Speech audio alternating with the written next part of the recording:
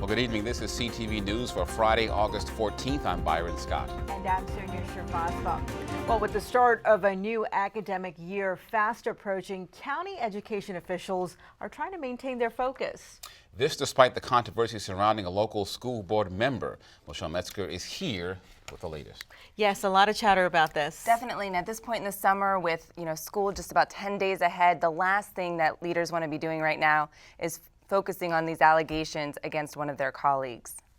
Prince George's public school leaders are reacting today to the recent indictment of a county board member accused of cheating the federal school lunch program. Lynette Mundy is one of 5 Government Accountability Office workers accused of lying about their income to get free and reduced price lunches for their children. We caught up with school CEO Dr. Kevin Maxwell and board president Segun Eubanks today in Greenbelt. Here's what they had to say about those allegations.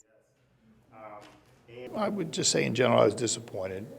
I can't really speak to the charges. I can't really speak to the process of the indictment and prosecution and those kind of things. I would just say that we all have a responsibility to conduct ourselves in responsible ways within the parameters of the law. I don't see that as having an impact on the mood. Obviously, these were serious charges and indictments and concerning to all of us. But we're focused on the work of student achievement and helping to make this count. Mundy was noticeably absent from the retreat. She is scheduled to resign later this month, but will keep her District 7 seat until then. Eubanks says he is focused on moving ahead. We're focused on the work of student achievement, and I'll keep my personal reaction to that. I'm just trying to maintain my focus and make sure we move forward. We are going to be a great school system, and we're heading in that direction. And so that's what we've been spending all of our time talking about and focusing on. Eubanks says he expects more of the board members tomorrow when their annual retreat continues from 8 a.m. to noon at the Greenbelt Marriott. And that is open to the public. There is no public participation, but the public can certainly attend. And Dr. Maxwell told us this is the year they're going to start really implementing a lot of the programs that he's been talking about the last couple of years. So a lot to do, a lot to prepare for. Okay. Thank you, Rochelle, for that report. And progress on the Purple Line inches along. County Executive Rushern Baker has committed an additional $20 million to the project. In exchange, the state has agreed to begin construction in Prince George's and to locate the command center here in the county. We're happy to bring this phase of it to conclusion. We think it's a good investment for the county and a $2.2 billion economic development project.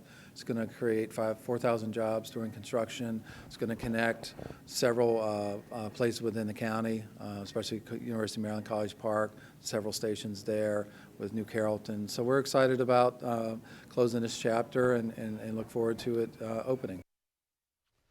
And under the agreement, the county will provide $120 million in bond financing and donate $10 million in land and fees.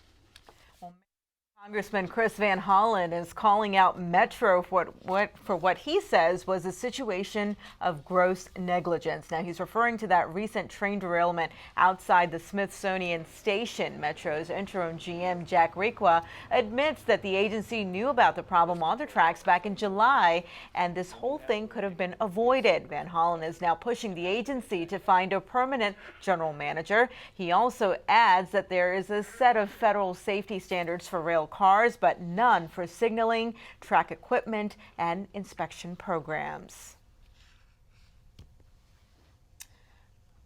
Well, 2 citizen watchdog groups are urging the Supreme Court to overturn a lower court ruling on a Maryland gerrymander case and send it to a 3-judge panel. Common Cause and the Campaign Legal Center have filed an amicus brief on the side of Maryland citizens in Shapiro versus McManus. Now, the high court case challenges the state's gerrymandered congressional districts approved in 2011 by the General Assembly and then Governor Martin O'Malley. The petitioners argue that the state violated the First Amendment right of Republican voters when it drastically redrew the 6th district to benefit Democrats.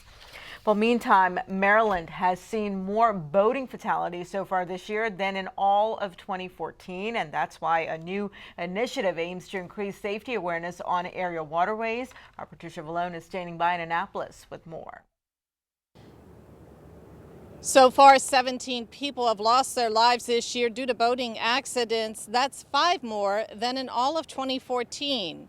Now, the last 3 have been in the waters of Anne Arundel County, including the most recent death of 46-year-old Adrian Perez, whose body was found on Wednesday just 2 miles north of the Bay Bridge.